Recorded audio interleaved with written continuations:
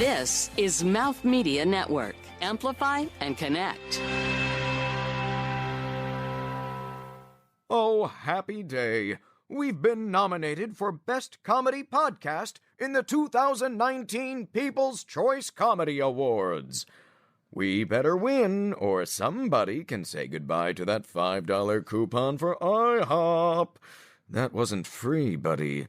We had an arrangement. This is Funny People Talking.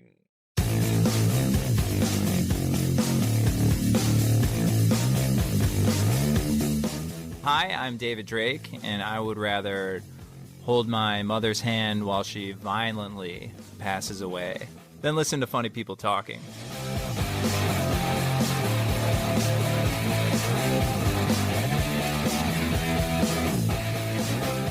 Hello, everybody, and welcome to Funny People Talking.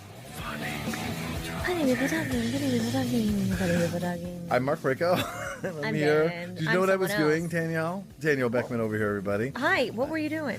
Have you ever watched The Middle?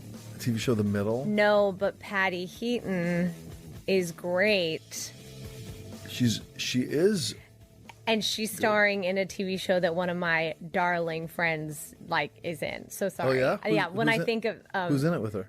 Ito Aguirre Oh, cool. is my friend. Yeah, it's Carol's second act. Nice. It's like her CBS debut. Anyway, sorry to totally derail your That's thing. okay. No, because one of the characters on there is this little kid, Brick.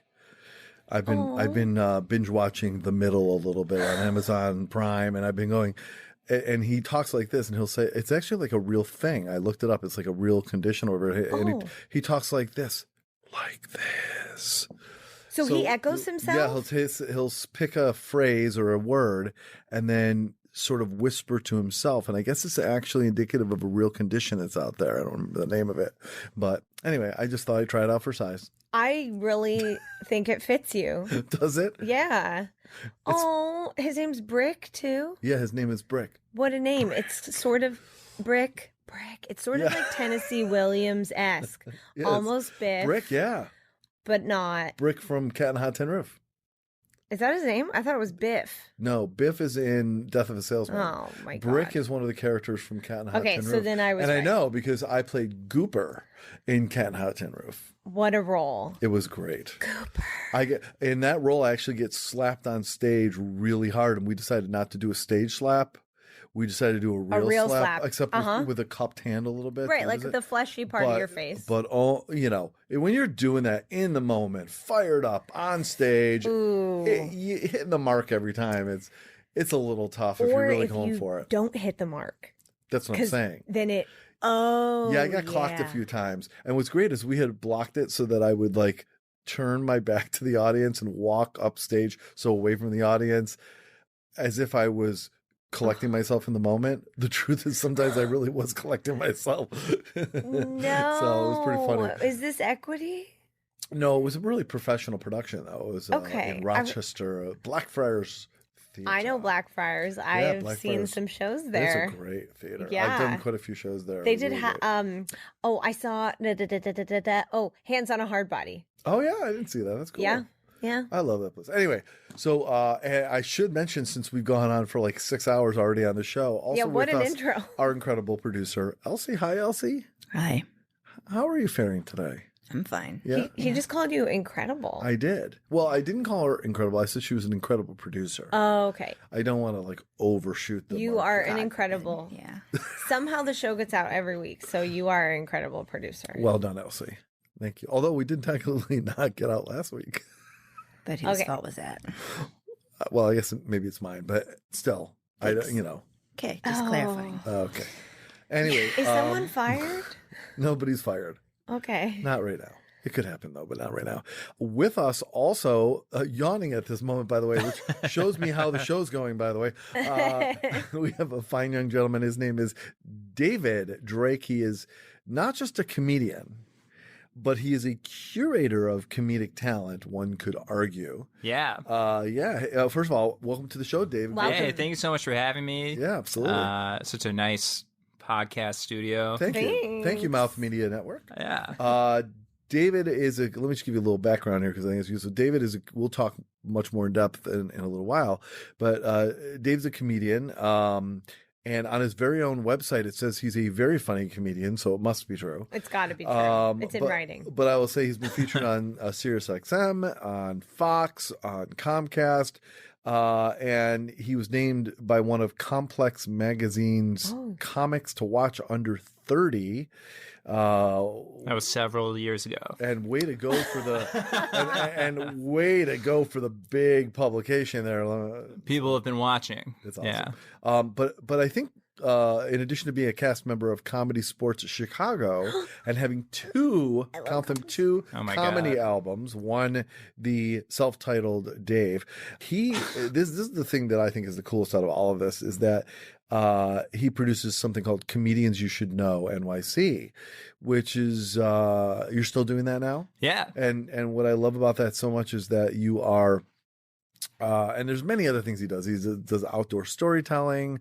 He performs nationwide and oh my God. Indoor and outdoor storytelling, right? But the fact that you are curating other comedians, giving them an opportunity to be showcased. We definitely want to talk about the things that you look for, how you kind of figure out, that lineup and the storytelling that happens by putting a bunch of comedians together and so forth. So we'll get absolutely. into that a little bit. But anyway, so glad you're here. We're gonna have a lot of fun. We're going to talk a little bit in a bit. Of course, a nerd tip, and we are also going to play a brand new improv game. And while I know sometimes that goes off the rails, I have high confidence in our game today. So you'll find out. But isn't it fun when it goes off? Oh, it is fun for someone probably somewhere. No, me. It's fun for us. Mainly me. Mainly as I struggle. Yes. I enjoy the rails being That's gone. right, the rails. That is quite an outfit you have on there, by the way, Miss Danielle. Thank you. You got like all different things going on. Thanks. Are you judging my turtle? I'm not though? judging your. Okay. That sounds like such a euphemism. Because it's a Tuesday. Oh, it's Turtle Tuesday. Turtle Tuesday. Yeah, I bring the ghost of your dead turtle, of my Buster. dead turtle. Yeah. Oh. Don't you? And you're bringing that out in your outfit? Yeah. You don't see him though. She's dressed in black. He's dead. Oh, I see. All right. Are you wearing black in mourning? Yes. Every Tuesday. Along with when did the turtle other... die? Oh, the date of death is unknown. Oh, okay. And the cause is unknown. It's just you found it floating. We don't. Do they float? Of it. No, and that's why. I should that's say that why. the turtle may know. We just don't know. Yeah.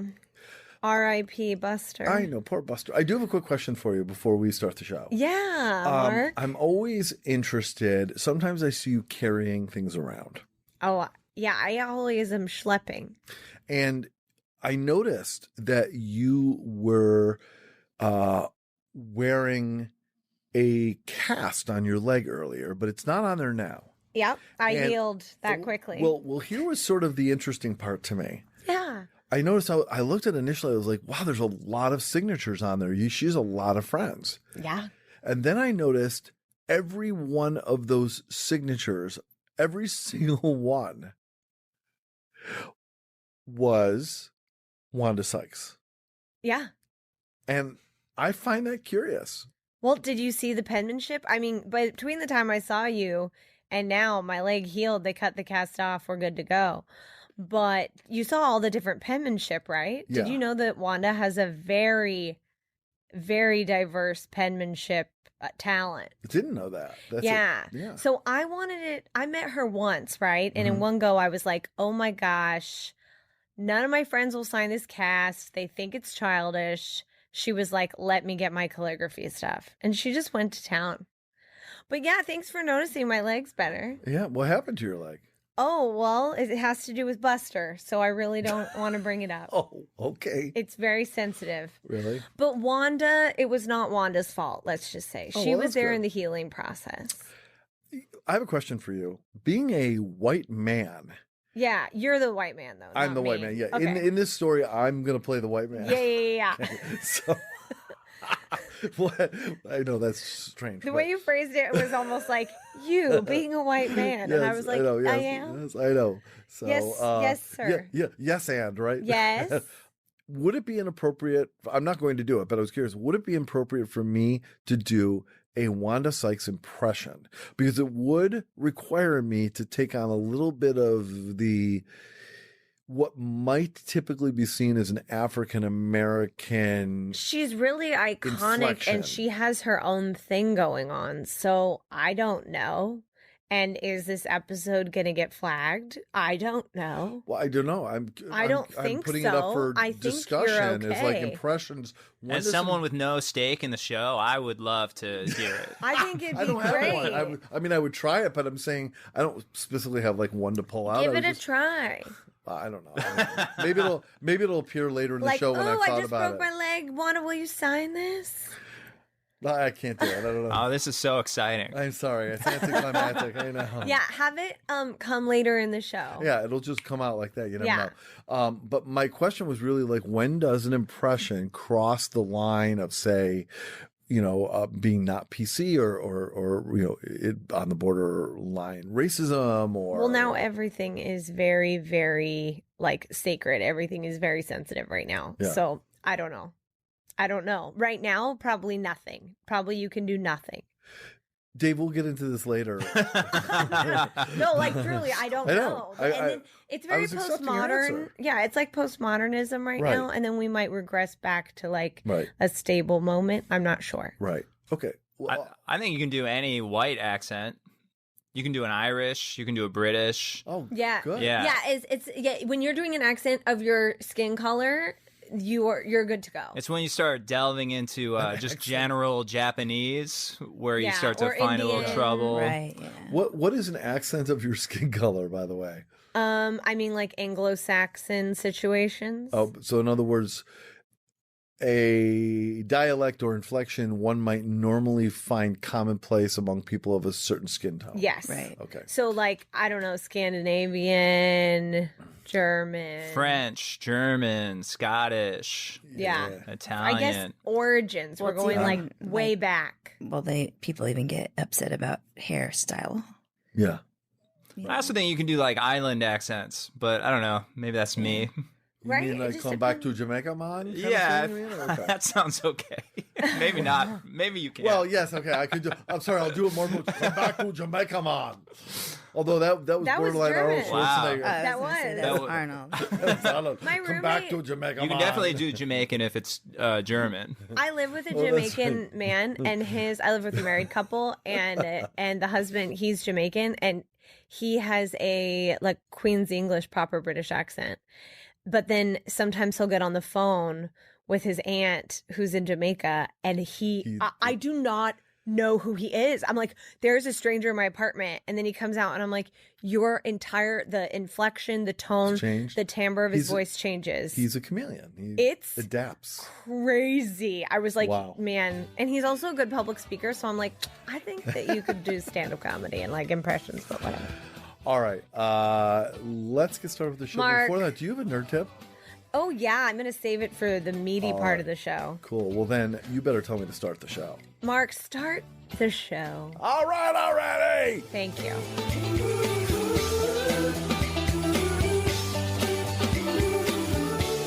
From the Mouth Media Network studios in New York City, and from the same people who brought you Monkey Radio with Mark, this is Funny People Talking with Mark Rako, Danielle Beckman, and Elsie.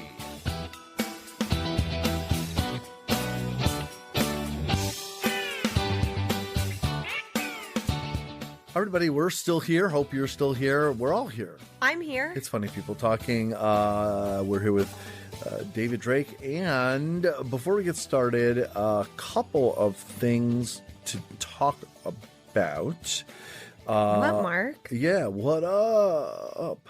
Oh, my goodness. Do you have a checklist? I don't know. You got anything going on? I do. I do have a checklist. I have notes. I love checklists. Tell me what's on it. Well, I'm not going to go through everything. All right, then I'll let you choose what we're going to talk about. Okay, great. Okay. Great. I got Orange is the New Black. Mm-hmm.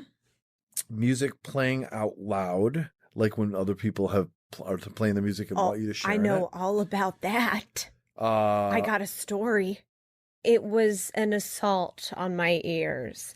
It was, I had a 6 a.m. I had to get on the train at 6 a.m. to go to a gig because I'm a freelancer, I'm an actor, I'm a performer. So I have work events, I have like early days on set, etc.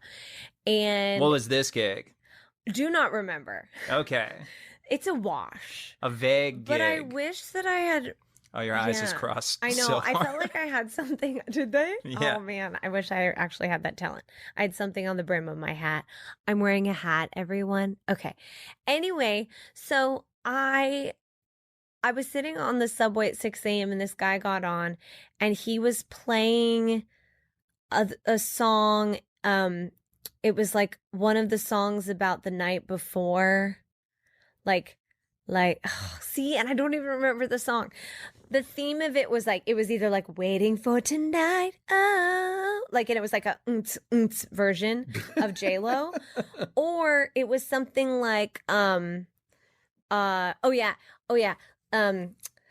tonight's gonna be a good night. And it was all about tonight. It was all about the night. And I was like, it is 6 a.m.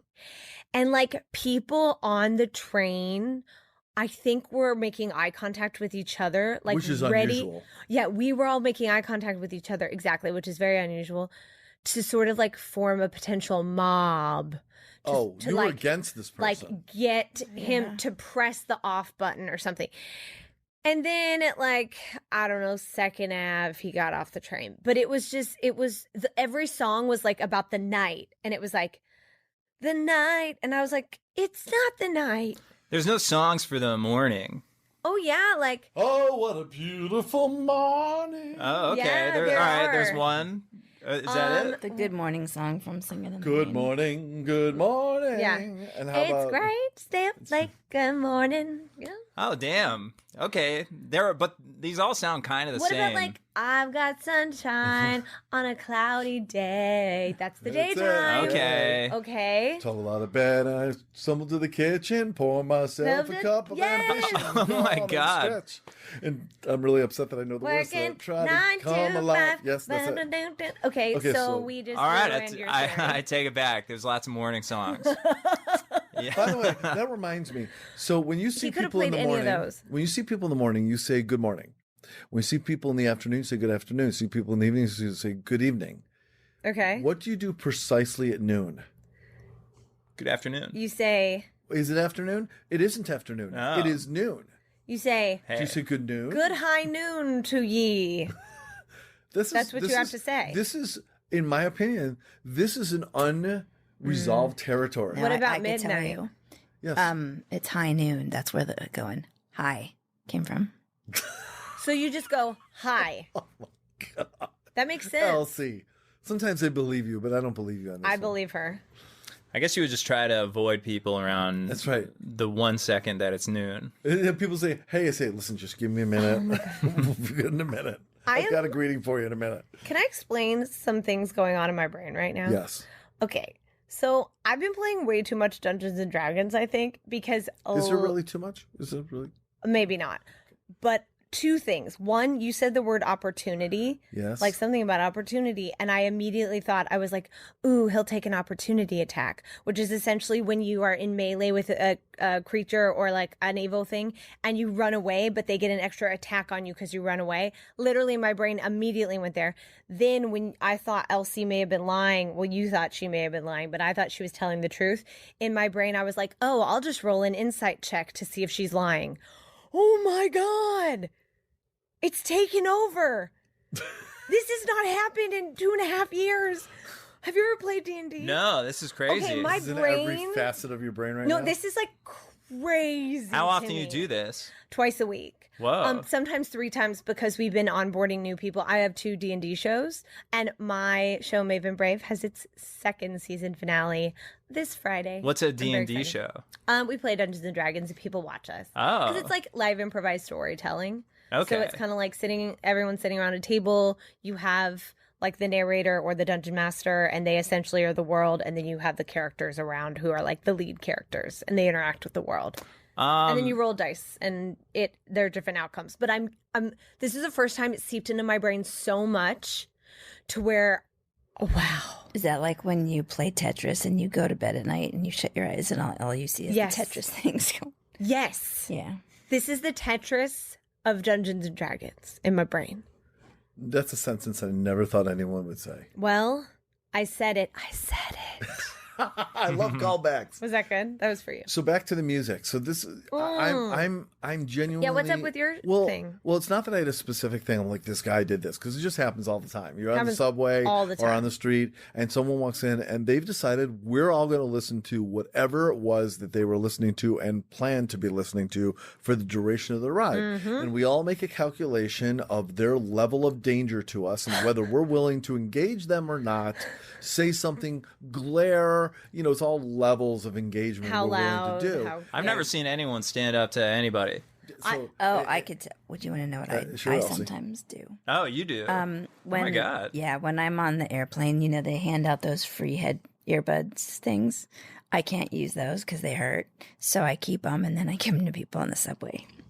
And it's like give them to the person I say, playing. hey, I guess maybe you don't have some. These are free. I'd like to give these to you. So it's- and I say it's super nice. It's sort of passive aggressive generosity. It is passive. Wow. but I do it nicely. Yes. I don't do I it like have no doubt. passive aggressive jerky, so they don't get mad and punch me in the face. Passive aggressive jerky. That sounds like a good That sounds brand, right? delicious. Yeah, Wow. It's a little spicy. It's a little sweet. Oh my word. So And sometimes I just get a look of screw you, and sometimes they just say thank you and take them.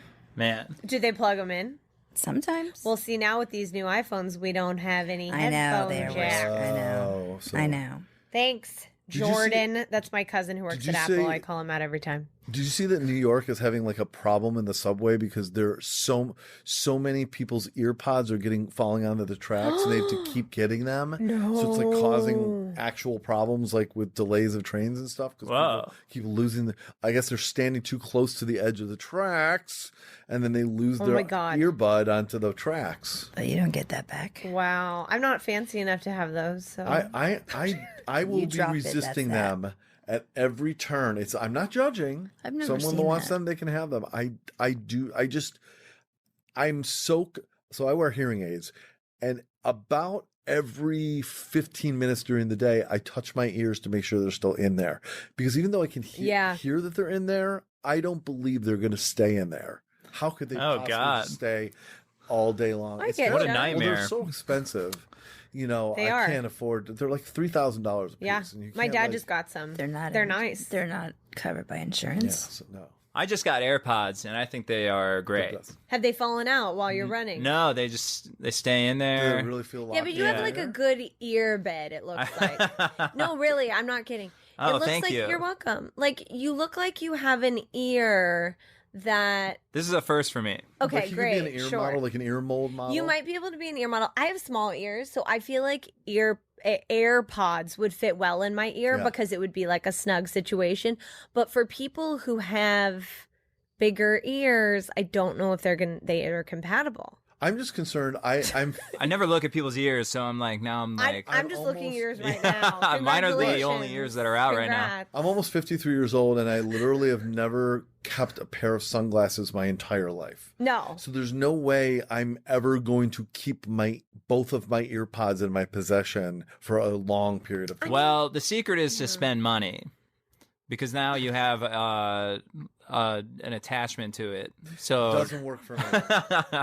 I've broken 1 million pairs of headphones. I've lost 1 million headphones, but I also spent no money on them. To me, So, that I was theory like, would hold who up. cares? That theory would hold up if I've never scraped my car on something, because that would be That way makes more. Oh, well, expensive. cars are different. They're out. They're in the world. You have no choice. Well, that's true. Especially if you're driving around in New York, you're gonna get break your car. dings. That's true. Yeah. Can you swear on this podcast? Sure. Great.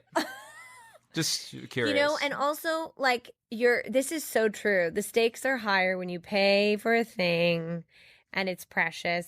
And those are not going in anyone else's ears. They're going in yours. I mean, hopefully they don't, because your Yeah. own biome is special. I don't believe in sharing. I don't like when people share headphones. Yeah. like Yeah, the, that's disgusting. The attached. Yeah. Yeah, I know. Yeah. Like what Mark's doing, like I could put outside that on headphones, my- sure, but like No, I like still Beats by Dre. Yeah, Beats by Dre. Hey Dre. I got a pair and then I sold them on eBay. Anyway, so getting back to the matter hand, just to sort of close out the segment. I always wonder, like, what the motivation for someone behind doing this is. Playing the music. Oh, I could publicly like probably that. tell you. Well, I'm looking at the different options. Let's talk about them. Let's talk about it. One possibility is I really don't care about any of your people. I'm doing my own thing. Mm-hmm. Oh, I think it's always insanity. Case closed. 100% all the time. This is an insane person.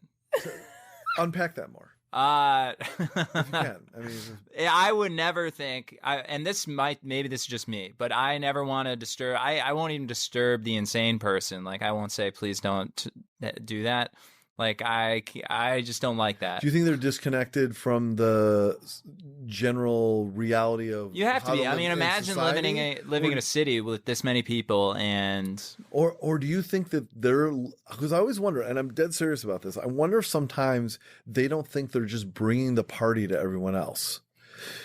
So I'm serious about this. Like sometimes, like they're enjoying it, it's playing. Why wouldn't you want to enjoy this? And I think sometimes it's also actual people who have composed the music, and this is their way of having people hear what they're doing. Not so much so people enjoy it, but to be discovered. Someone's going to hear it and That's go, "Oh my one god!" That's fun." aspect, Sometimes yeah. that happens. I have to tell you, I love that idea that they think they're just bringing the party to me at 6 a.m. or whatever. They're like, I'm sharing the party. I know, Like, keeping the what night a- going. Where have keeping you the night been? going with all those Yeah. night tunes. That's a beautiful way of looking at it. It is. I mean, let's think about it on a basic human level. If we all as humans have needs, okay? We all have needs. They have a need when they're doing this. So I feel like the times I have seen this, it is a need for power. It is a need to exert themselves. It is a need to put their opinion and who they are on people around them and say, this is who I am. And I feel like it comes from a place of maybe they have insecurities in other places in their life, and this is something they have control of, and they put the music on and it's loud. But I also think they're challenging people for a confrontation. They're challenging. They're going, oh, look at that. Yeah. So it's an attention They're thing. looking for a confrontation. That's the ones I've encountered when I like read their mail. Like I read through the lines. Do you know what I'm saying? I'm like Yeah. between the lines. Maybe not through the lines, but between the lines. That's what the energy I get. And I'm like, oh, you have a need to be seen, and that's needs not being met. So you're literally screaming for attention right now. Yes. Or option B, insanity. So who knows? I mean, I like that one too. Maybe it's a little of both. Yeah, Well, millions of because people it's- here. it You ta- want to be seen, but yeah, It may take some insanity to act on option A. Exactly. This is so true. Before we continue on to our Yeah. improv game, nerd tip. Oh, I'd love to bring a nerd tip. Just the tip, nerd tip. I know it's going right now. Okay. She has to say every time we do it. She has to go. Okay, now the jingle is We have a little playing. jingle play, It's and playing. Okay, Okay. and now I can go. I know I should just It's whatever. hilarious. Okay. So I don't know, like speaking of needs, some people have the need for summer camp. So I found this thing called Epic Nerd Camp. Now, summer's over ish. I know. So sad. But June 2020 registration is open. Okay, Mark. This Yes. is an adult summer camp for nerds. And okay, the activities include, this is like vast. This is every type of nerd you can get. This is vast. Archery, tabletop games, obviously. Mermaiding. Okay, you put on a mermaid tail and you swim in a pool. I don't think of archery as a nerd activity, by the way. Well, here I'm not saying we can nerds talk, couldn't do we archery. can get Okay. into the minutia Okay, of this go ahead. another time. But swords and sabers is another one. LARPing, obviously live action role play, escape rooms, and also this thing called Space Quest. So they start the whole week like retreat summer camp with this like homebrewed LARPing space adventure. So it's like all the things that I want. By the way, you All had the me at time. space camp. Okay, great. So, right? I had you at space camp. It's 5 days, 4 nights. So it's like It's $700, 5 days, 4 nights, but it includes lodging, activities, and food and all the stuff. Wow. And it's 21 and over. So I don't know. I kind of wanted to It's go in do this. Maryland. I know it's in Maryland. So Maryland's it's nice. it's one of those things where it's like, who actually goes to this camp?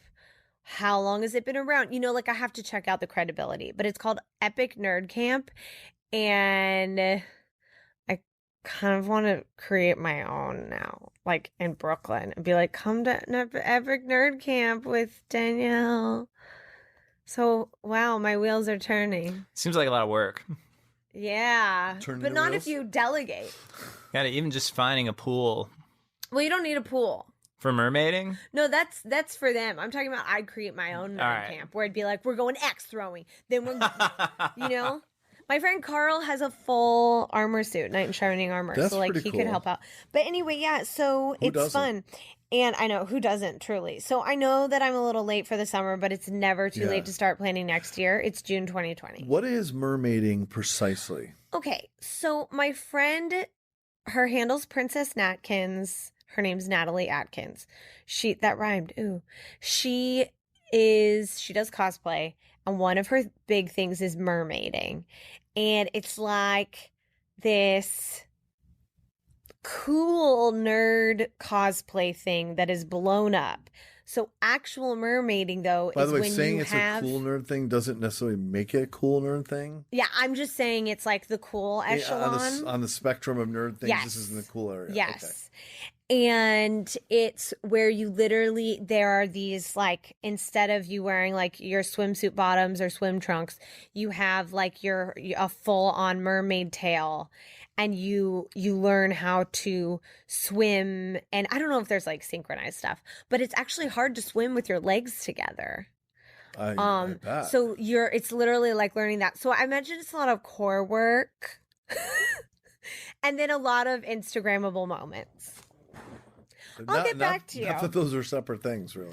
No, I'll get back to you because I Okay. want to stare at her thing. All right. Anyway, guys, so Thank you for that. You're That was a welcome. pretty good one. Oh wow, thanks. Good job. Well, how often do you get to talk about mermaiding and space camp in the same conversation? I don't know, but see on her Instagram it says actor, spokesmodel, Disney, princess, cosplay, mermaid fitness. Cool. So mermaid is listed there, so it means something. Awesome. Okay, Thank you. thank you. Oh my gosh, Outstanding. that's my first applause. All right. It is time for An improv game. improv game. Oh my god. The improv banging game your is phone brand a new lot. this time. Pardon me? Keep banging your phone. Bang, bang, bang, dee dee dee. Okay. Well, I'm sure the mic picks it up. It right? doesn't. Otherwise, I would have stopped. Bang, I put it down. bang. Bang, bang. Thank you. That's Our a improv game- is that a Pussycat Dolls song? Anyway, Bang, bang. That's B-52. On the door, baby. Bang, bang. Okay. Right. Our improv game today is called 3 Words, Thank One you. Story. So you get a selection of 3 words from the other 3 people in the room. okay. And then you have to tell a full story, beginning, middle, and end. Okay. A full riveting tale involving those 3 words importantly into the premise of the story. Okay. Great. We can do that. That's Yep, doable. that's doable. That's an easy game. It's not like we Alright. made it up. It's just my name for the game, 3 words, one story. Okay. So Dave's going to go first. I'm Yeah. gonna tell a You're story. going to tell a story, and you're going to use these 3 words. Elsie? Here let me write them down. Nope. No, I gotta remember. Okay. That's part of the challenge, All my right. friend. All right. Q-tip. Q-tip, Fudgesicle. Q-tip, fudgesicle. Oh, I already had one and Did I Did you ruin think it of for you? Q-tip too? no porta potty. Q-tip, fudgesicle, porta potty. Fudgesicle. This is going to be a good This story. is going to be the best story ever. All right, and it's gotta go in that order. No. No, you no, can just put it in any incorporate order. But you like, want. just tell us a story, David. Oh man. Ugh. So I was at the park last Wednesday. Okay. Good day to be at the park. Oh, it was a beautiful day. I was in Washington Square Park, and wouldn't you guys know it, I slipped on a classic popsicle, a fudgesicle. I got it all over my shoe. So I was like, oh God, That we've all been sucks. there when we get something on And by our... the way, I'm really happy that you saw that and you said, "Oh, it's a fudgesicle." Thank God. You know? Oh, well, I was like bummed out, because they were new shoes and so I had to clean them off. And so I was looking around. I was like, oh God, where do I go? And so I went to this porta potty, and I was like, certainly there's got to be some sort of like toilet paper or shoe sanitizer in the porta potty. Shoe sanitizer. Well, they have hand sanitizer. Maybe I could throw that on my shoes. Yeah. So I went in there, and I found some I found some toilet paper, and I just started cleaning up my shoe. And right then and there, someone starts banging on the porta potty door. Oh my God. Who could it have been? Oh my God. You're not gonna believe this. It was a Q-tip salesman. Wow. How convenient. I was like, "You're just the man I was looking for. I have this shit all over my shoe." And he's like, "Oh, I have the perfect product for that. Your shoe has." I had those Vans, so they have that kind of. And they were white, like the so- nice ones. And so he's like, "I got the perfect product. You've run into the great. This is serendipity for sure. I bought 1,000 pack of Q-tips. Wow. And I was able to clean out the inside of each square. Oh. And I was able to get to dinner with my friends and my wife on time with sparkling clean shoes. And yeah, it was Fantastic. Hell Good of a job. day. And by the way, I can only imagine the park janitor or whatever comes empty out the thing and finds 1,000 Q-tips with brown on the end of them and wonders what's the What story is behind that? pretty gross. Is there a rapper named Q-Tip? That's There what. is. Yes. I thought you were I going thought to you were say going to say it was Q-Tip, Q-Tip, the rapper. The rapper Oh, no, that I was went banging with on the door. Q-tip salesman. Yeah. I know. You see, you Damn. took a left turn and really threw me for a loop. That's what Yeah. comedy does. It was excellent. I'm a great What a comedian. punchline. Well done. Way to lead it off. That did not suck. Oh yeah? That was well Yeah. played, sir. Where does that rate in the Like a 5.8. That's like 72 chickens. That's a F plus. No, that was way better than 5.8. Okay. Flip those No, I around, meant in terms 8.5. of like the general guess. Was that like It's like an F plus. It's like the new F. No, that was really good. was Okay. That was good. great. I'm loved setting it. the F curve. All right. No, you did very well. Thank you. Good job. Oh, great. All right. So next up, Elsie. Oh, yeah. Okay. Here we Dave, go. give Elsie a word if you would, please. Catapult. Catapult. Grape juice. Tantrum. Tantrum. All right, so I was walking around the neighborhood and they have those daycare places that they also do birthday parties and stuff like that. And they had a rooftop playground, and these little kids were having some kind of birthday party extravaganza, I don't know. And they had this catapult on the top of the playground, which I don't know why they even do that. They were catapulting. Like, it's just ridiculous. They'll launch stuff. No, the kids were launching these grape juice water balloons. Oh my God. Yeah. That's so, horrible. so you know what happens when you get Yeah. slammed with a grape juice water balloon is it stains your clothes, Yeah. and it's really awful. And But it is purple, so you should like that. yeah, but Oh. I so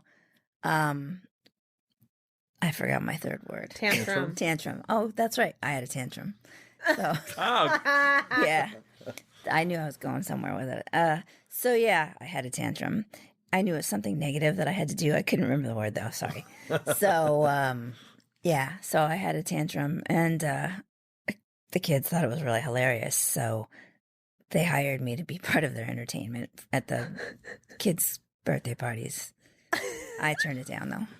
The End by Elsie. You turned it down. Yeah, I don't want to. That's not my thing. Yeah, you didn't want to be involved with those grape juice water balloons. Well, it's yeah. Well, I'm not sure how you would have the time with all of your activities here. So, Oh, I'd find it. very good. Nice job, Elsie. Thank all right. you. Who did it better, me or Elsie? Oh, you by far. Oh, Someone great. is very Very good. competitive Wow. It's very good. Well- All right. in this room. I, All right. Yeah. Hit me up. Okay, someone go. Colonoscopy. Well, of course. Tick. All of these words are making me think of other words, so I have to go far away from those words. The 405 freeway. Okay. So That's not a word, but Whatever. it was being over 50. It's just a matter of time before you have to have a colonoscopy. yeah. So I had to do the things that you do for a colonoscopy, which include, drinking the great liquid and going through the whole process of preparing for the colonoscopy. So, Oh, what a joy. and I realized that as I was preparing for my colonoscopy, I forgot that I had, in the middle of the day, I'm in the middle of the process, and I realized that I had a life-changing, extremely important appointment that I could not miss no matter what. Everything in my life would come crashing down. So I oh my made God. the death-defying decision that I thought I probably could time it just so in between sessions, let me say, drink, do your thing, drink again, get in the car, speed down the 405 freeway, get to my appointment, and then hopefully use the restroom, do my appointment, rush back, and somehow be not the worse for wear. It could happen. It's possible. So I hop in the car, and I am driving like a madman. Nobody's ever driven this fast before. I don't think anyone has ever driven this fast. I was the Mario Even the Andretti. Germans? The Germans don't even know what fast is. Whoa. Okay? The Autobahn is nothing. It's the auto bye-bye. Okay, Okay, I'm sorry. so- How are you doing this on the 405 freeway? Keep going. Well, that's the whole point. Oh. After about 45 seconds, I hit the traffic. So I'm sitting there in traffic, and my watch is going by tick, tick, tick, tick, tick, tick, tick, tick, tick, tick. And it feels like time is going very, very slowly. But my body's going very, very, very fast. And finally, I realized there is no way that I'm going to make it to the appointment. There's no way I'm going to make it home. Oh, no. So my little Miata became a 4x4 very quickly. And I went through about 3 or 4 yards, kind of clipped a couple of swing sets. And found this very nice lady sunbathing in the backyard and asked if I could use her restroom. And so the moral of the story is, if you are going to make an appointment on the day before your colonoscopy, don't drive a Miata. Because you just never know what you're going to have to do on the 405 freeway. Wow. Great. I can't say that's the best ending to our stories, but I felt my use of the word tick was inventive. Interesting. No, it was great. Thank you. Yeah. So, last story from Danielle. Let's start with you, Elsie, for a word, please. Hopefully mine's the worst. I would like to use the word moon rock. Oh my God. Sorry, that's my Dungeons and Dragons. That's your. Sorry. No, her name is Moonbrook. Anyway. So close. I'm in the world. Bloodlust. Moonrock bloodlust. What is bloodlust, though? Like, what does that mean? Well, you Like should when, think- yeah, I guess it's up to you. Great. Okay. yeah, I'm ready. and centipede. Centipede. Moonrock bloodlust. Oh, this is going weird. And centipede. Danielle Beckman weaves a tale, or is that Yeah. the expression? Yeah. Spins a yarn, tells a tale. Swings the guillotine on herself. Okay, so I'm gonna be a character, okay? Oh, I've been getting God. into all of this like new moon magic, and I was with my friends in Joshua Tree, and we were taking pictures of all these cacti and things, and we were all supposed to bring like an item to contribute to this circle, right? And I brought, it was something from your childhood you're supposed to bring. So I brought all of my guilt and regret and I put it in the circle. My friend brought this like giant ass moon rock that she said that she got because we all know that her uncle's Neil Armstrong, woo woo, we don't care. She says it's from the moon. I think it's from like a quarry in her backyard.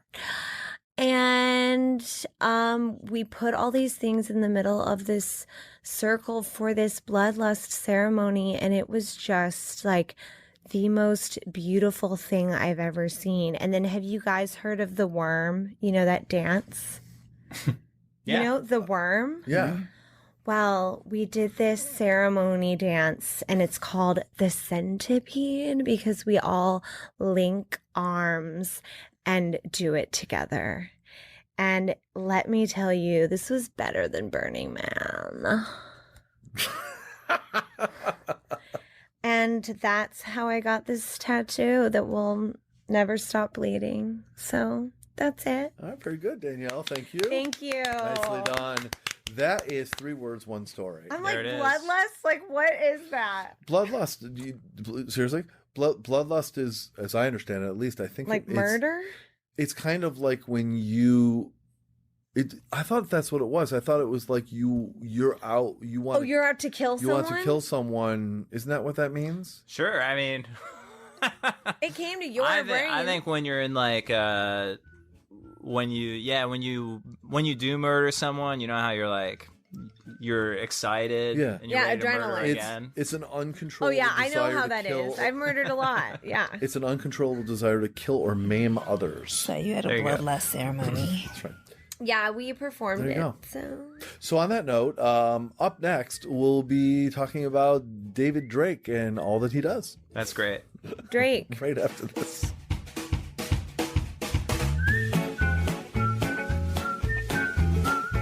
You know that wonderful, euphoric feeling you get when you have a belly laugh and your whole body feels wonderful, endorphins are released, and you forget every care in the world, and for just a moment, everything is perfect, and you understand love? Don't expect any of that here. This is Funny People Talking.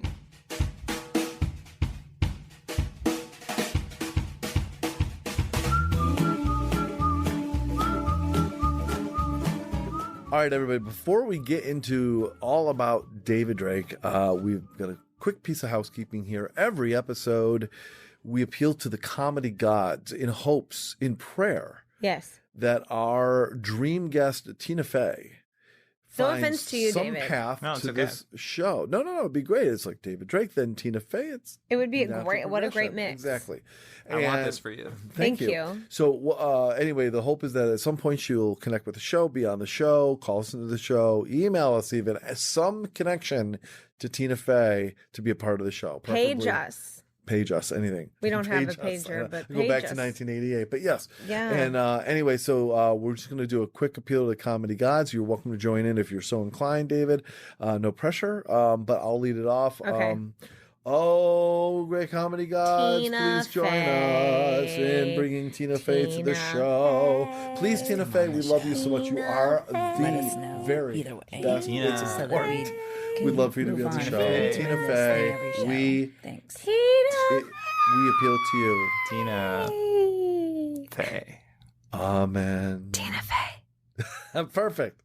Thanght you. All right. Yours was, it was there. So let's talk Thank all you. I things. felt it. I felt it. I love it. Let us Put talk my- all things. David Drake. David, you are a comedian. You are also a producer, really. You are a writer because you write jokes and whatever else you write. And you've done media stuff. So you're a performer in a variety of ways. My question for you is, what do you want to be when you grow up?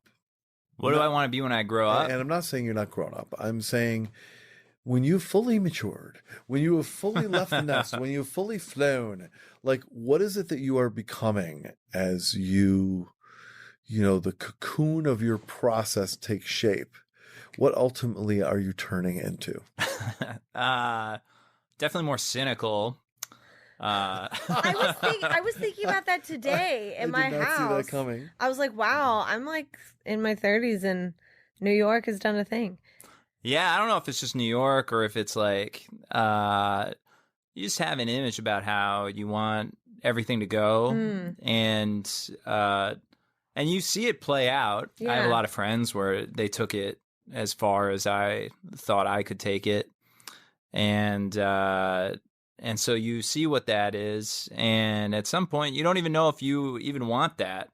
Interesting. So the whole when I started comedy, I mean, I guess all of my, I mean, I achieved things that I didn't think were possible, just because even things like satellite radio didn't even exist. All this podcasting that we're doing now, none of this existed really when I started. And now it's like a real source of income for people. And it's like, radio is back in a crazy way. So it's like, I had no idea that that's where you could potentially be making money now. So like I thought the path was linear, and now I see that there's all these other avenues you can take, and it's like, so I don't know what I want when I grow up, because I don't even know what's going to be around. Okay, that makes sense. But like, what out of all these mediums, like writing, comedy, performing, radio, producing, all the curating we were talking about. Like, if there was, like, of all of those things, do any of them, like, rise to the top as far as, like, a passion goes for you? I mean, stand-up is the thing that I love. Like, it's like when I like it just as much as I liked it when I started. And it's, like, very, like... It's like a visceral art form. You can feel a vibe in a room, and you can, even if you have, you prepare material, but when you go in there, you see what a room is, and you can feel kind of, things will change for you. And the way you do it is different. You have to really be like alive and in that moment. And I think that's rare for a lot of different art forms, but I also think that's what makes stand-up so special. Yeah. So that is, I mean, everything else that I do is a means to an end to eventually get back to that. Okay. Yeah, I think that was the question that we were wanting to know, like, to sink our teeth into with that. And I love what you said too, like, I don't know, when you're doing stand-up, it's just the exchange of the energy between you and the audience, which is something so rare in our culture today when we're all on screens. Yeah. And we're all on phones. And it's like a real tangible thing. Like you said, the energy. Yeah. People. You can feel that in a room, in a good room or a bad room. I just know what to, I don't know, you know what to say next, kind of like you can pick up like, ooh, this is like, they're pulling back. You can feel it, you know what I mean? And then your brain kind of either goes flight or fight, where it's like, oh my God, it either freaks out and you don't think of something to say, or you think of it just clicks in and you say the perfect thing, but you are alive. Yes. It's interesting observation you make there, Danielle, because, you are doing two different things here. So when you're in front of an audience, it's been said on this show before by other guests that they expect the audience to participate. In other words, they're not there to monkey dance for the audience. They're expecting the audience to be ready to receive. But when you're doing things when the audience is not present, all you can do is try to deliver. You have no control. You have no immediate feedback from the audience. It is a totally different process. How do you switch that gear? Well, that's a feeling too. Like, I don't know. Do you guys have like, I don't know what your background is. I don't know how I used much to do stand-up. stand-up, and I used to produce stand-up too. Cool. I've done stand-up, but not on a long-standing basis. Yeah. So, you do it a long time. I mean, I've been doing it like 10 years. You do a lot of bad show, or like what could be bad. And, yes. you can change that dynamic, and it's a lot of that. Those rooms just require more from you, where you have to create an energy that's so inescapable that they have no choice. Like it's reminding me of like a stickiness. Like you have to go in and be honey in the room so it sticks to everyone, and then like they might even leave with your energy on them in a way. Yeah. Like you have to be like a force in those rooms that are so not. A lot of it is like just straight confidence. Yes. So if you go up and you know it's a bad room, but you feel just like good and loose and confident, the room, no matter how good or bad, they pick up on whatever that is. People are animals. Totally. So they like, Yep. It's like when you know a girl is into you or Yep. whatever, you can feel that. And if you go in confident, they know that you're confident and they're into you. And it's the same with like a crowd. They know when you're scared. I mean, I've delivered jokes the same way in a confident place and then in a scared place. And they know, and they're delivered. The words are the same. They're presented the same way, but my heart is wrong. That underlying thing. Have you read Amy Poehler's book? No. Yes, Please. So, is it Yes, Please? Yeah, it is. I thought it was yes and no. She, and I may have spoken about this once on the podcast, but now that we've done so many episodes, I don't know if I have or not. But she talks about this with also acting and auditions. When you go into an audition, and if you have the underlying desperation of I want this job, please hire me, your career will reject you. So she talks about how your career is like a bad boyfriend. So it's like the abusive boyfriend. When the abusive boyfriend knows that you're like, oh, please love me, the abusive boyfriend is like, get away. But then when you start to get all confident, the abusive boyfriend is like attracted to that. No, that's the thing. You kind of have to not want any of it. Yeah. So like so like that confidence, you walk in and it's just like, oh, I just rolled in off the street, I'm going to say a couple words. The audience is like, oh, who's this? Oh, wow. Like same thing with auditions. Like, yeah. It's or anything. Or anything, you're right. And a it's job interview. Yep. A job interview is an audition to me. Dating. Same thing. Dating, exactly like David just said. Sales. Yeah. Sales, really. Thanksgiving. Like cold calls, Thanksgiving with my in-laws. Everything. Colonoscopies. Yeah, colonoscopies with your doctor. You gotta just ride in head high, confident. The more confident you are. Your doctor's like, no polyps, we're good. Oh, thanks. Anyway, sorry. I knew there were Didn't no care polyps. either way. Oh my gosh. No, this is so true though. Yeah. I love this thing that you're doing. Did you curate it, this Comedians You Should Know? Was that your idea? So Comedians You Should Know is a show that started in Chicago. And when I wanted to I started comedy in Chicago and in 2010.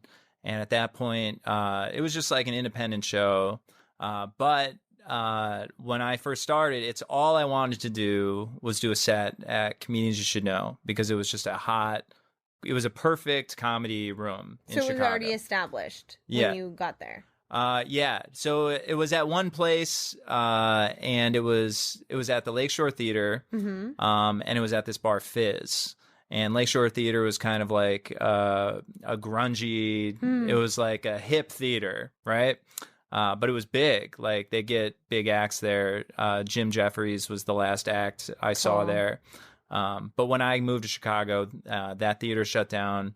Fizz underwent renovations, and then so they moved it to Timothy O'Toole's in Chicago, where it is still today. And so I always wanted to do that, and then I got to do it, and then eventually I recorded 2 of my albums there. And then Mike Leibovitz, one of the founders of it, he lives here now. Jeff Steinbrenner, he was one of the producers in Chicago. He lives here now. And Soreen Choksi, another Chicago guy. We decided to just do a New York version of it. And it's perfect. It's in the back room of the Gutter, which is that same. Great. It's like I don't know if you guys have been, the Gutter in Greenpoint. Yeah. Yeah. It's got the perfect feel. It feels like a surprise. It feels like what you want from like a New York It's what I imagined stand-up to be. Oh, yeah, you got to go. It's like a secret that you found. Yeah. But Do you it's host? very good.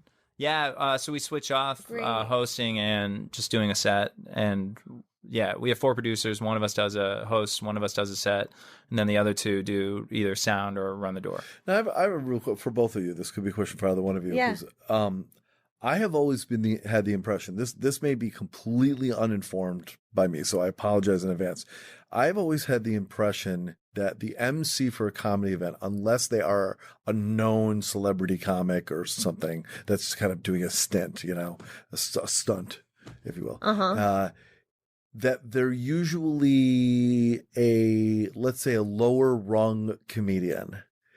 And so that's, I don't mean this to be insulting. I'm asking, like, as you switch off, clearly, it made me think clearly that's not the case. So how does that... I mean, at our show, it's just, we don't trust anyone. Hosting, it requires skill. Yeah, it does. And oftentimes you'll go to a comedy club and it will be one of the newest comics. Okay. Maybe that's what I'm thinking about. Yeah. And in that case, I think it's bad, because then you're starting the show with the worst person on the show, and that's the expectation. Everyone is always digging themselves out of a hole when they go to a comedy club. Like, literally. Yeah. Like, that is the exact. That is a great way to think about it. Yeah. Yeah, that's every place you go. You're always kind of compensating for the host, but it's not supposed to be that way. Yeah. Some clubs view it differently, like Zany's in Chicago. Would always put, Pat McGann would be their house MC, and he's a dude who's done Letterman a bunch of times, and he's arguably the strongest person on the lineup. And in those shows, the shows were good. And they clip along. Like, you really have to be the driving force when you're the MC. I honestly think it might be the most important, besides, the headliner. But my show used to be called Comic Diversity. And do you know Jimmy Fallon? No. Okay. He used to be a cab driver too, and he wrote a book about it, but he's been doing comedy for probably like 25 years in New York. But we always would have him on as our guest host, and the rest of us were sort of like newer blooming comics, but we always had him as, well, not always, but we had him as our host quite often, because he would drive that train for us. And then he would also make comments on the jokes that we just said and literally uplift us between set. So, and that takes skill. Like, that's the improv thing. Do you know Harrison Greenbaum? Yeah. Harrison also he's been on this podcast, but also he's been a friend of mine for years, but he used to host our shows too. So he would do magic. He would do like all his stuff. Yeah. And he would drive it along. And so it's especially important in a showcase show where you have 5 other comics on the show. Yes. To always have someone who can reset the room if someone was too hot. That's what it is, Mark. It's a reset. So it takes so that skill. Every single person on the show has a fair shot at just a fresh crowd. Well, and do you know Regina DeChico? I keep throwing people out at you. I'm like, she was on our show too. It's a great name, though. Isn't it? She's a wonderful. She has an amazing voice too. But she was on our show recently. But she is the warm-up comic for The View right now. And she, I know, has done her fair share of hosting, but like someone like her is a perfect host because she's resetting. She's there to like do the thing. Yeah. Yeah, but it's a different skill set. So if you're good at hosting, you could work as a host all around New York and never get up and do like a 30-minute set or a 20-minute, you know what I mean? Like if your skill set is like this improv-y / stand-up thing, I could see it happening. I think just everyone should have that in their belt if you're a comic. Mm-hmm. I like to go back to this idea of digging yourself out of a hole. I found that really interesting. Can you share any insights that you have, Dave, about how when you're in that position, actually, where you find, I think I'm in a hole and I need to dig, like, it's not one of those nights you're just feeling on, the last comic got the crowd going, you're on, you're feeling like a king, your first joke kills, and you don't feel like you're digging yourself out of a hole. When you are digging yourself out of a hole, how do you attack that? What's your strategy, if there is one? I can tell you what I admire, but I never do it. Okay. is I have a friend, Drew, who he will dig himself, like he'll get the hole. And then a lot of people will either be like, oh shit, I'm in a hole, and they'll bail on whatever idea brought them to the hole. What he likes to do is he digs deeper into the hole. So if he does a joke that it doesn't do well, he will double down on the joke until it does well. So he'll try to dig out to the other side of the other side of backyard. whatever the hole is going So to. you make the audience question themselves almost, like gaslights them. Yeah. I admire that, and I always wanted to just believe in myself so hard that if I just kept riding the idea, I could get to the other side. But everyone has their own style. So, like, what would yours be? That's what I would like. Okay. But what I do is normally a part of my brain will kind of shut down, and then I'll go into a mode of kind of like, fuck everything. And then once I'm in that place, it's like kind of maybe I'll start doing new material, or it'll change what I'm doing completely. So my plan usually goes away, and I'll just switch gears in kind of maybe I'll talk to the audience, or maybe I'll do jokes that I didn't think or didn't plan on doing. Just because now it's spontaneous again for me. You literally just shift the whole energy, like to a new thing. You're like, okay, forget about that hole. Let's move to this one. Like different. I definitely address what's happening, because Okay. normally I hate when it's like not addressed, where something is going horribly and everyone's like, do they even know that this is going? So normally I think I'm doing great. Yeah. Where they just keep trucking along with whatever they had planned. As good as it gets, folks. Yep. There you go. I think you got to address it and then shift something in yourself. Yeah. Do you Yeah. ever do impressions or voices? No. Is that not your style? No, Are you observational? What's your style? I like storytelling. Cool. My albums are all like half storytelling, half like just kind of like, observational, I guess. Fun. Yeah. I'd love to know about your one of the strongest jokes that you feel that you've written, and what the origin of it is. One of the strongest jokes I've written. Like one of the jokes you're just like, I'm kind of proud of this joke. I think this is really well done. Seems to work. Where did it come from? I have a joke on my second album that I really like. It's about Halloween, and just basically, it's just like a sad story. Perfect. That's the best. I mean, the story, it's basically like, Sorry, I didn't mean to set you up. Like, now tell the joke. Yeah, I know that's inappropriate. that is to a long expect you to joke, do. but that all just comes from. Just give it the essence of generally what it's about. Basically, I got invited to or I didn't get invited. It was Halloween. I was 7th grade, and then I was going through a really awkward stage of life where I was like not great looking, like I am today, and just awkward socially, and just bad. Yeah. And just kind of like broken in general for Gotcha. like, like very sad all the time. But then I did have this one friend, and this one friend, they came to the school when they were and they were a new kid, and we became friends that way. But then slowly they became popular, and I was like, ooh, I'm gonna ride these coattails to the heights of what I imagine popularity to be. And then Halloween, it's like 7th grade. I think we're gonna go trick-or-treating together, because you can go one of two paths. You can in 7th grade you can trick-or-treat, or you can be interested in girls or whatever. And so I wanted to trick-or-treat. And so I went to his house, and he was having this big party.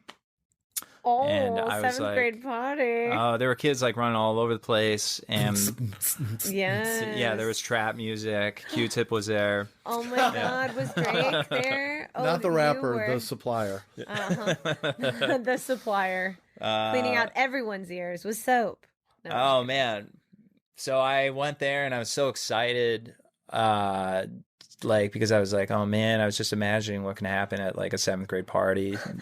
You know, you can play spin the bottle, you can go into closets, you know what I mean? 7 minutes in heaven. Yeah. Oh my God. So I'm very excited.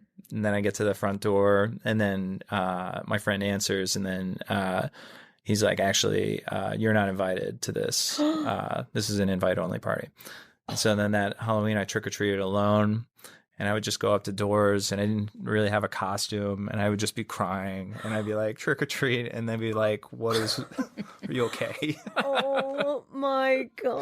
And then I ate a whole bag of candy, and I threw up behind my house. Oh, No. Well, this was behind the house. Cut to my wedding a couple of years ago. Yeah. My mom invited that whole family to the wedding. So I basically I tell this whole story, and then I'm like, so anyway, that guy was at the wedding. You know what I mean? So it's just kind of like that's how the whole. He was at the wedding. Yeah. Was he in your bridal party? No. He was. Yeah. I don't have any like. It's just funny to harp on a feeling Yes. for 20 years or whatever. So like that is what I thought is funny. What? But that I story like is, that I think, my story, though. favorite on that album. That's cool. Yeah. Well, I like your storytelling style. I do though. too. Yeah, I think that it's I like bringing up something at the beginning. So at the beginning, I brought up how expensive it is for each person to be at a wedding.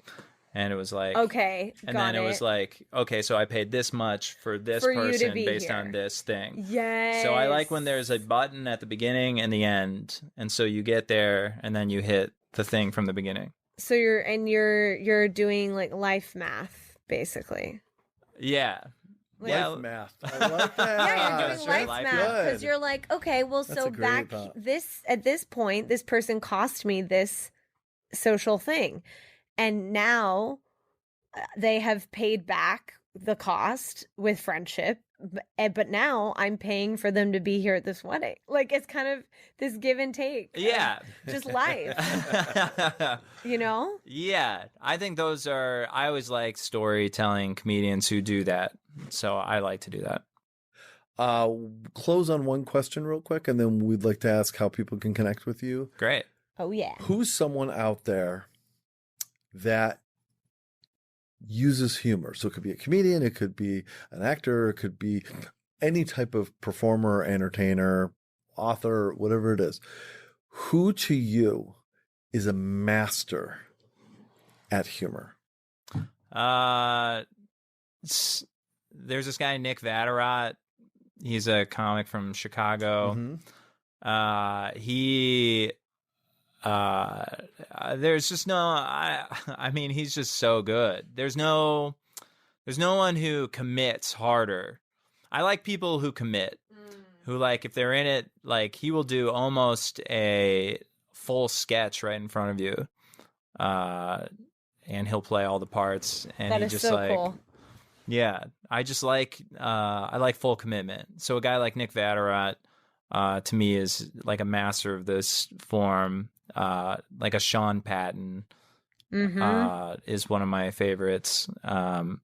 Yeah, these are the people I really admire. What do you think is the biggest thing that a comedian can do wrong to shoot themselves in the foot? A comic can do wrong. Oh. I don't like when people turn on the audience. I agree. It's like it's hostile. Because it makes it seem like it is a contract between you and them, and they can break it and you can break it. And when you turn on an audience, like, I don't know, some people will turn very quickly. Like someone will just be talking to a friend and they don't realize what they're doing. Like they don't realize that they're interrupting a show or something. And then a comic will just be like, they'll just go off. Like, or if they think a room is bad, they'll be like, why you guys suck. You know, you guys all suck because this room is bad. But it's not them. You know, it's like, I mean, sometimes it is, but like, but a lot of times, like, it's you. You suck. It's not the 50, like, if one person is making 50 people feel bad, chances are they are bad. Yeah. So I don't know. I don't like it when people turn. Well, very good. How can people connect with the things that you're doing and follow you and fawn all over you and stalk you? Great. DavidDrakeComedy.com. I've all my information there. At the David Drake on Twitter. At David Drake Comedy on Instagram. Comedians You Should Know is in New York every Wednesday at the Gutter at 9, and that's cysknyc.com. And then the outdoor storytelling show I do, Campfire, is campfireshow.com. That is the greatest. That is so cool. It's a cool thing. Can we mix Space Camp with Campfire? I think there's something to that. Yeah, in the gutter. Space Campfire. Want some mermaiding? Yeah, that's awesome. All right. Anyway, thank you so much, David. That was really very insightful. Oh, good. And interesting. Thank you. All right. We're going to take a very, very, very brief pause. When we come back, it's end of show food. Yum. It's the end of the show. Pumped. And we will be right back.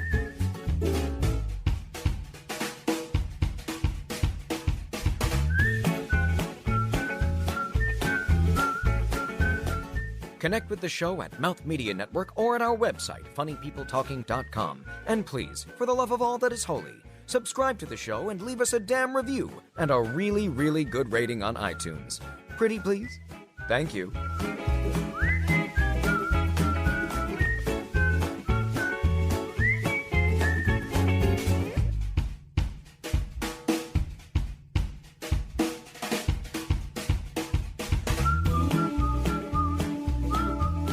Hey, Elsie.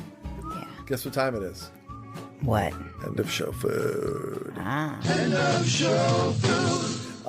It is time for end of show food. That's where Elsie has scoured. She has searched. She has gone around the countryside, stores, online, street vendors, who knows? Amazon.com. Could be anything. She has found something for us to try. It could be a drink. It could be a snack. It could be a downright regular food. You never know what it is. I think it's going to be a drink. Could be a drink. You don't know. I think don't know. that is. Anyway, and what will happen is she'll share what it is and talk about it, and then on her count we'll try it, and then we will rate it. Do not will try share before. Yes, she gets very, very upset. Okay. And then we will Rate it. rate it On a scale of chickens. So Okay. the scale of chickens is up to you. It could be 1,000 chickens, 64 chickens, 1,000,000 chickens, whatever you want. And that's how we give our feedback. And that's it. So Elsie, Yeah. tell us what you brought for all of us to share. Well, I don't know how anyone could have thought it was a drink, but okay, fine. It's a drink. It's a drink because she's sitting there with a paper bag covered Yes, it's a paper bottle, I bag assume. with a Yeah. bottle shaped something. All right, fill us in. All right, so this is a beverage that I Oh, so it's am not very a drink, it's a beverage. well, whatever. Beverage is a fancy word. It's like evening and good night. So I I just am gave Daniel a look like, aren't I clever? excited about yeah, this. and I didn't give it to you. I'm excited about this Okay. because it's weird. Now, it's either going to be amazing or disgusting. Is it alcoholic? Yeah. Ooh. Are you allowed to drink alcohol? Yeah. He Okay, said good. it didn't have any restrictions. so Okay, I'm I'm going to just take saying. that at face value. Okay, My great. mom doesn't have to know. All right. So this I want to make sure so you guys can see the labels. Oh, it looks. All right, ready? Yes. Wow. Doesn't that look delectable? It What? looks What is it? chocolatey. No, this is Cocoa Divine, Divine. Premium. Listen to this. When I read it to you, you're going to go either like, wow, or oh my God, I'm going to puke. All Okay. right, so premium orange wine with, Okay. but it's red wine. I've had orange wine before. but it's actually got red wine in it too because I read the So ingredients. it's orange red wine. Orange red wine with natural chocolate and cream. So like wine, cream, chocolate, orange. It's either going to be I'm amazing. excited. or Should that have been for refrigerator? No. Believe it or not, no. Whoa. Give me a Yeah. better picture. Believe it or not, Thank you. this All right, chocolate's so- divine. I'm just telling you, it's 14% alcohol, Holy crow. and it's got. Good thing it's the end of the show. Yeah, it has orange wine caramel color. I'll read the little blurb. All right, So, let's pop this a, puppy. a seductive blend of velvety smooth chocolate flavors and luscious wine. Cocoa Divine is an ultimate indulgence. Kiss your inhibitions goodbye as the simple decadence offers a rich chocolate taste and a silky finish. Enough talking, more drinking. All right. Drink.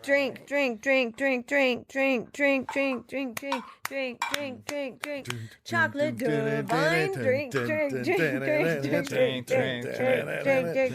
you have to shake it? No. No. Okay, so my boyfriend and I had orange wine at my local wine bar, and it is quite a different taste, shall I say? Do you want me to pass Have this you ever around? had chocolate wine? Fantastic. Yeah, I think so. It's red wine that literally tastes like chocolate. Okay, no, I It's haven't so had that. amazing. Drink. Thank Have you had that, Elsie, the chocolate wine? I'm gonna drink mine right Oh my now. gosh, can you smell Thank the you. alcohol? Very strong, right? I can Oh. smell It's like it's kind of got like a Bailey's thing going. This reminded me, like growing up, like sniffing all my parents' Glue. liquors. I'm it. All right, wow. are you guys ready? Ready. Okay. 3, 2, 1, go. 3, 2, 1, chocolate divine. It's not horrible. It's Bailey's like a little bit. It's good. I would like it cold. I feel that if cough you're medicine was very chocolate, demanding. this is what it would I be. am demanding. I like it. I feel warm. I'm surprised. I thought this was going to have more of, like I'm wasted. red wine thing going. Oh yeah. Oh yeah, we're drunk over here. Seriously, if you mix chocolate milk with Bailey's, that's what this would be, in my opinion. I like it. Though. Yeah, I I'll like take it. Honestly, if this was shaken, not stirred, over ice, With ice, I know. I Now, know. if the and poured into a martini glass, I would be set. if only colonoscopy drinks could Taste I'll take a this little taste more. like this, good. can you imagine? If only colonoscopies could be this good. Oh my! Oh, There we go. Oh, Perfect. there you go. very fun. All right, so let's go around and start rating this bad boy. What do you think there, Dave? How many chickens are you going to give this? A scale of what? How many chickens? Oh yeah, you get to create your own scale. I look how much. I'm gonna give it 16 chickens. Out of? Oh well, I'm gonna leave that secret. Oh, 16 out of a 16 mystery out number of of secret. chickens. So Whoa. is it a high rating or a low rating? Ooh, It's kind of again, like a his mystery? improv. We don't know. He's not I'm committing. so sorry. What he's Teddy. doing, No, what no, he's no. doing is he's creating a hole for us. Yes, so but we he have said to he wanted dig. more. So. I'm at 16 chickens and then my second one. So Yeah, that's what I was going to say. Is he asked for a refill, so Oh, there I'm you thinking go. it's 16 positive. out of 15. Got it. Okay. yeah, come Noise. Very good. Thanks, Danielle. Yeah, I'm gonna give this 100%. chicken. White meat. I'm gonna do 89 out of 89 chickens because I think it represents itself really well. All I need is ice, but that's not the Cocoa Divine's fault. Yes. Yeah, that's Cheers. Elsie? 72 out of 72. Wow. Two perfect scores and a I'm one good with mystery this. score. And one mystery. And I'll give it a 50 out of 60 chickens. And it's Oh, not rough. It isn't as much Damaris as I'm like, I've had it this one time. I'm enjoying it, but I can't see myself asking for it. So that's where the But end of show food is just really a treat. Well, I'm gonna give it my own damn rating I want to. No, Mark. No debate. It is tough to go to a bar and be like, "Hey, can I have one chocolated divine on the rocks?" I know. Choco. So I couldn't the, even say that. you know, The the thing sheer is- unavailability of Divine. this is demerits in my book. I just got to say, when I found this Mm-hmm. in the shop, it was on a shelf by like as is, Mm-hmm. not chilled. And so Okay. I asked the store owner, like, what's the feedback on this? And she says, I don't have any feedback on that. Nobody's bought And it. I said, well, have you tried it? And she's like, no. It was in a And I- dusty back room, like a mogwai. It was a great shop. So I was like, but I just found it very surprising that Wow. she didn't really sell her own product very Yeah. well. She's kind of like, nah. Probably was good in theory when they ordered it, and then Anyway, But, yeah, anyway. So. well, thank you for the very creative and Coco different end of show food, Divine. Elsie. Well done. Welcome. And to David Drake, thank you so much, my man, for joining us. It was great to meet you. Yeah, shotguns all Yeah, around. we really. This was fun. Thank you for being Oh, here. good. It was great. It's been a pleasure. Great to have you. We gave you 100 out of 100 chickens. Oh, that's And, what I was looking for. And listen, on a serious note, not to play like I'm the judge here, but my observation is you've got a really entrepreneurial spirit.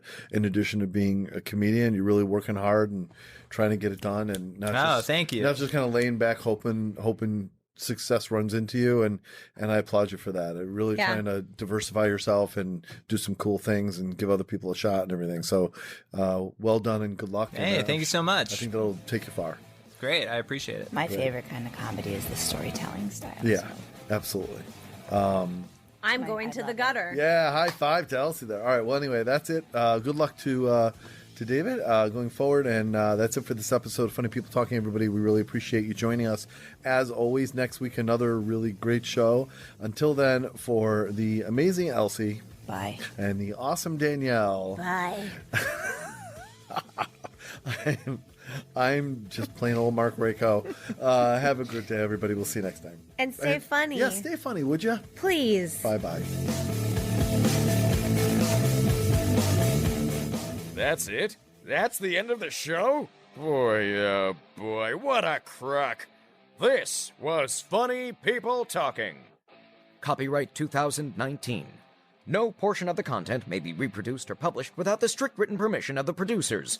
Connect with our show at Mouth Media Network or at our website, funnypeopletalking.com. I'm your announcer, Peter Coleman. Thanks for listening.